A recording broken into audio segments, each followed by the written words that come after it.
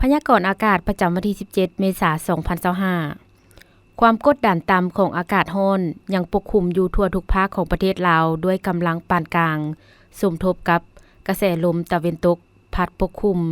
ซึ่งจะเฮ็ดให้อากาศร้อนหาร้อนเอาเพราะมีหมอกแห้งปกคลุมอยู่ทั่วไปและยังจะมีฝนตกฟ้าร้องฟ้าเหลื่อมในระดับค่อยหาปานกลางพร้อมมีลมพัดแรงอยู่บางท้องถิ่นในแต่ละภาคพยากรณ์อากาศแต่เวลา 7 โมงของวันที่ 17 เมษายน 2025 หาเวลา 7 โมงของวันที่ 18 เมษายน 2025 ภาคเหนือด้านตะวันออกแขวงพงสาลี เวียงไซซ้ำเหนือเสียงขวางอากาศเย็นและยังจะมีฝนตกฟ้าร้องฟ้าเหลื่อมในระดับค่อยหาปานกลางพร้อมมีลมพัดแรงอยู่บางท้องถิ่นเนื้อที่การปกคลุมของฝนเท่ากับ 30% ของภาคอุณหภูมิในระหว่าง 14-31 องศาภาคเหนือด้านตะวันตกแขวงหลวงน้ำทาบ่อแก้วอุดมไซหลวงพระบางไซญบุรีอากาศร้อนและยังจะมีฝนตกฟ้าร้องฟ้าเหลื่อมในระดับค่อยพร้อมมีลมพัดแรงอยู่บางท้องถิ่นเนื้อที่การปกคลุมของฝนเท่ากับ 20% ของภาคอุณหภูมิในระหว่าง 19-36 องศา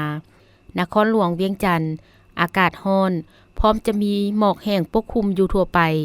และจะมีฝนตกในระดับค่อยอยู่บางบริเวณเนื้อที่การปกคลุมของฝนเท่ากับ 20% อุณหภูมิในระหว่าง 27-36 องศาภาคกลางแขวงเวียงจันทน์บริคำไซคำมวนสวรรณเขตอากาศร้อนหาร้อนเอาพร้อมมีหมอกแห้งปกคลุมอยู่ทั่วไป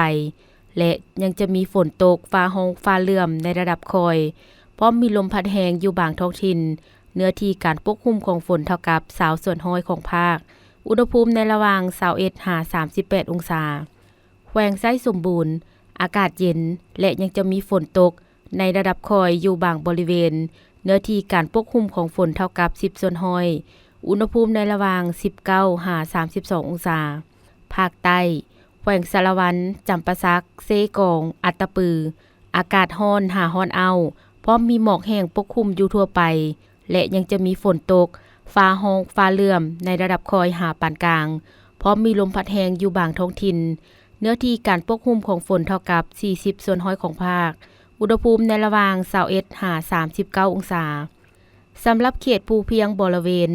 อากาศเย็นพร้อมจะมีฝนตกในระดับค่อย